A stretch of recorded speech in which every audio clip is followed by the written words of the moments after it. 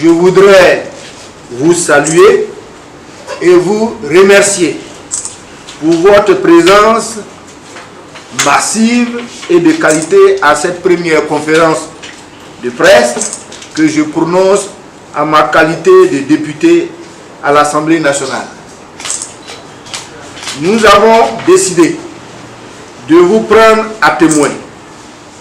Nous vous prions d'être notre vecteur pour informer la population sur des propositions de loi que nous venons de déposer à l'Assemblée nationale.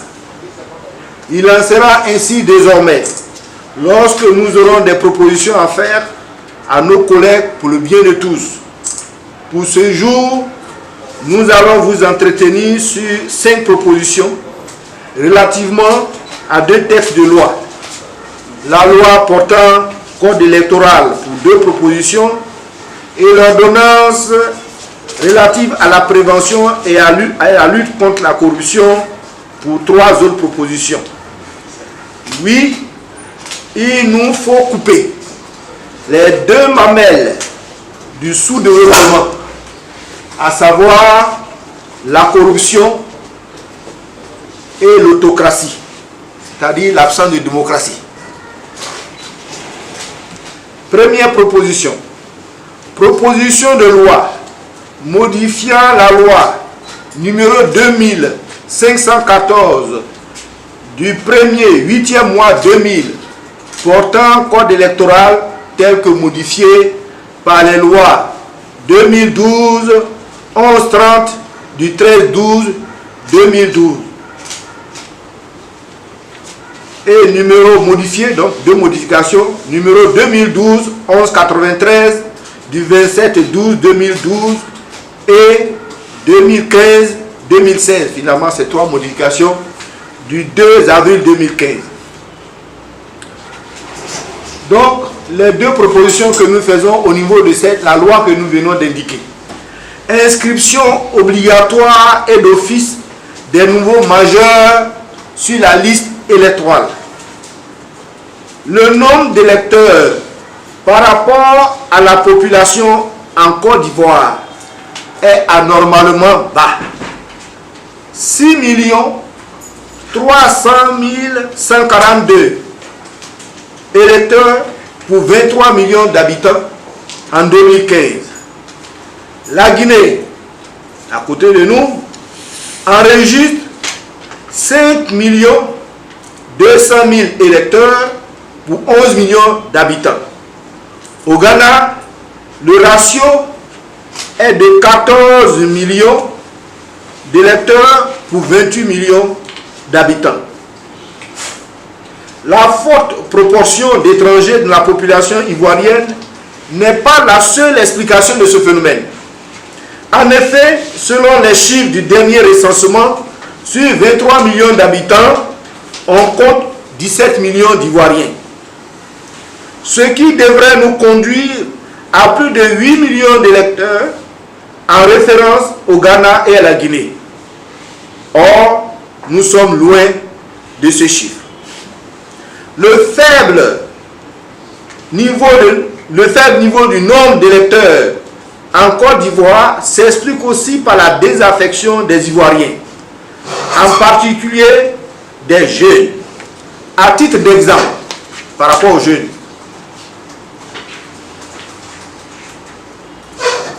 un sondage réalisé dans le milieu estudiantin cette semaine même, sur 4 échantillons de 100 étudiants chacun à Abidjan et à Bouaké, donne le résultat suivant.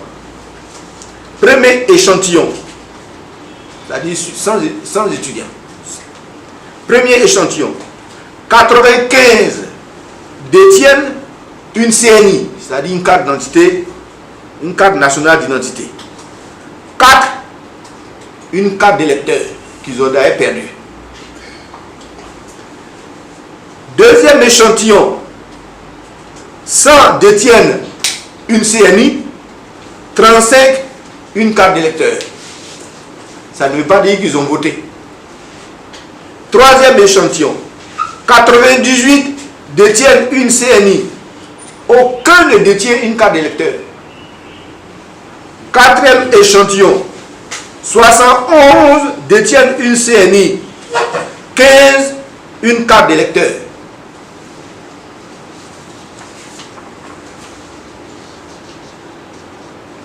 Cela se manifeste aussi, ce manque d'intérêt, oui, cela se manifeste par un manque d'intérêt pour les élections et a fortiori pour l'inscription sur les listes électorales. Il faut ajouter à cela le coût élevé pour une population appauvrie. Le coût de l'établissement des pièces à fournir, la carte nationale d'identité, l'attestation d'identité ou le certificat de nationalité pour l'enrôlement sur les listes électorales. Selon un constat que j'ai fait à Botro, le coût de l'établissement combiné de la carte nationale d'identité et de l'attestation d'identité s'élève à 8 500 francs. Il faut aussi tenir compte du coût d'établissement du certificat de nationalité qui est de 8 000. Je parle de Botro. Sur les 8 000, vous avez 4 000 francs pour les 2 voyages. Botro-Boaké, aller-retour. Face à cette indifférence généralisée, les partis politiques et les candidats aux élections financent l'inscription sur les listes électorales, ce qui donne lieu parfois au convoyage du bétail électoral et au clientélisme qui force la compétition démocratique et alimente des courants de corruption. Pour résoudre définitivement le problème, afin d'obtenir une liste électorale conforme au potentiel de notre pays, une réécriture des articles 5 et 6 de la loi s'impose. Plus qu'un droit, l'inscription sur la liste électorale est rendue obligatoire par la modification de l'article 5. Cette inscription s'effectue d'office par la commission chargée des élections, article 6 modifié. Ces modifications n'engagent pas de coûts supplémentaires. Bien au contraire, elles permettent de réaliser des économies budgétaires qui doivent réduire le coût d'établissement des pièces d'identité à défaut de le rendre gratuit. La deuxième proposition de modification du code électoral, de la loi électorale, porte sur la limitation de l'influence des puissances d'argent sur les campagnes électorales. La modification de la loi porte sur l'interdiction des objets vecteurs de publicité politique néfastes à la démocratie. En effet, les campagnes électorales sont marquées dans notre pays par le phénomène d'offres de divers objets de propagande politique faites par les candidats aux électeurs. Les offres vont des t-shirts, des pagnes, des tissus, des calendriers, des porte-clés, des casquettes et autres objets visibles et autres objets de visibilité à l'effigie des candidats ou des partis politiques, jusqu'à des sommes d'argent. Et ceci sans limite. Le phénomène s'amplifie et installe la surenchère dans ce domaine, alors que les messages de fond et les projets de société que les candidats sont censés véhiculer pour convaincre les électeurs sont laissés en arrière-plan ou parfois carrément occultés. Les candidats s'investissent plutôt à rechercher des fonds là où ils en trouvent, à partir de sources plus ou moins autorisées. C'est quelquefois, malheureusement, dans les caisses de l'État ou auprès de puissants d'argent d'ici et d'ailleurs qui attendent toujours un retour sur l'investissement. Dans tous les cas, l'intrusion massive des objets de propagande politique dans les campagnes électorales alimente la corruption déséquilibre les élections et fausse les résultats. Ce facteur de discrimination entre les candidats est une grave menace pour la démocratie. Pour mettre fin au phénomène, l'article 31 de la loi est complété pour interdire 3 mois avant l'ouverture de tout scrutin et pendant la période réglementaire de campagne, l'offre, le port et l'usage des objets de propagande ci-dessus énumérés, ainsi que les dons, libéralités et autres faveurs administratives faites aux électeurs. Ces changements n'entraînent pas de coûts supplémentaires. J'enchaîne sur la deuxième loi.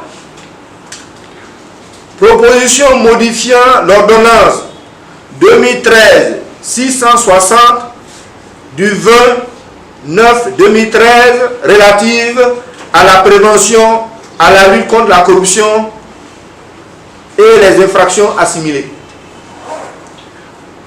Tout le monde la met maintenant.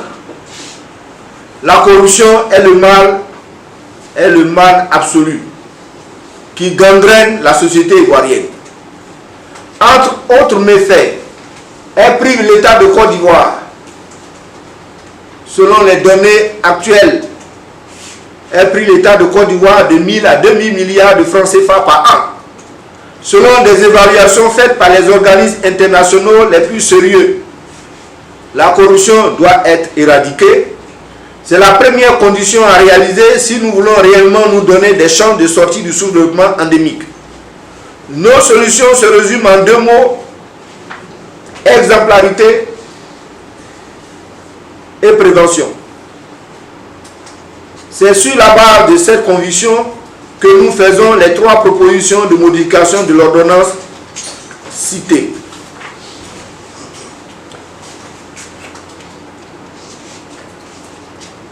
Soustraire l'obligation de déclaration de patrimoine les députés et les sénateurs. Il convient de soustraire de la liste dressée à l'article 5 de l'ordonnance les élus qui n'ont pas sous leur responsabilité la gestion de fonds publics. Il s'agit pour l'instant des députés et des sénateurs. La déclaration de leur patrimoine ne se justifie pas dans le contexte de cette ordonnance. Les soustraire de cette obligation a l'avantage d'alléger la liste des déclarants. La tâche de la haute autorité pour la bonne gouvernance dans l'exploitation des données recueillies s'en trouvera amoindrie. L'article 5 de l'ordonnance est modifié en conséquence.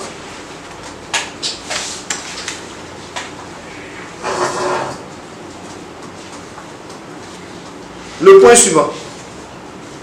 Rendre possible la déclaration en ligne du patrimoine des agents publics. La déclaration en ligne à partir d'une plateforme numérique dédiée se substitue à la déclaration physique qui nécessite le déplacement des personnalités concernées et le traitement manuel des données à la charge de la haute autorité pour la bonne gouvernance. La déclaration en ligne éprouve l'ère du temps, est moderne, précise, plus fiable, fait économiser du temps et de l'argent à tout le monde. L'article 7 de l'ordonnance est modifié à cet effet. Cette modification n'entraîne pas de coûts supplémentaires, étant entendu que le budget alloué à la réception et au traitement physique des déclarations du patrimoine est consacré à la mise en œuvre et au fonctionnement de la plateforme numérique dédiée.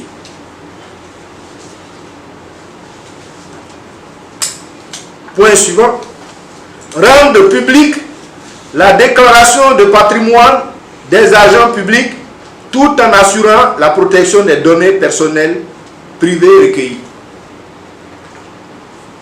Article 9 nouveau. L'article 9 nouveau supprime la confidentialité de la déclaration du patrimoine. Cette déclaration est rendue publique par la réécriture de cet article.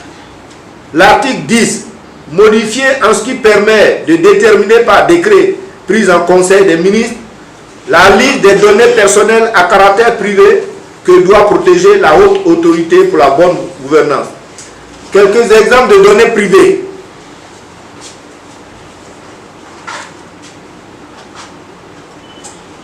L'adresse personnelle du déclarant, le nom du titulaire antérieur du bien, les numéros de compte bancaire, la situation géographique exacte des biens concernés, les noms des autres titulaires des biens indivis, etc. Ces changements s'imposent parce que la prévention et la lutte contre la corruption ne s'accommodent pas de la confidentialité et du scellé de rigueur qui sont imposés actuellement à la haute autorité pour la bonne gouvernance sur les données recueillies. Cette lutte exige transparence et vérité qui sont de puissants éléments de prévention. Les services du FIC seront le bénéficiaire de la levée du verrou de la confidentialité sur, bien entendu, les citoyens lambda, les contribuables et l'autorité politique. Ces modifications sont sans incidence financière pour le budget de l'État. Voilà, chers amis, les informations que je voulais vous transmettre sur les propositions de modification de loi que nous avons déjà transmises à l'Assemblée nationale.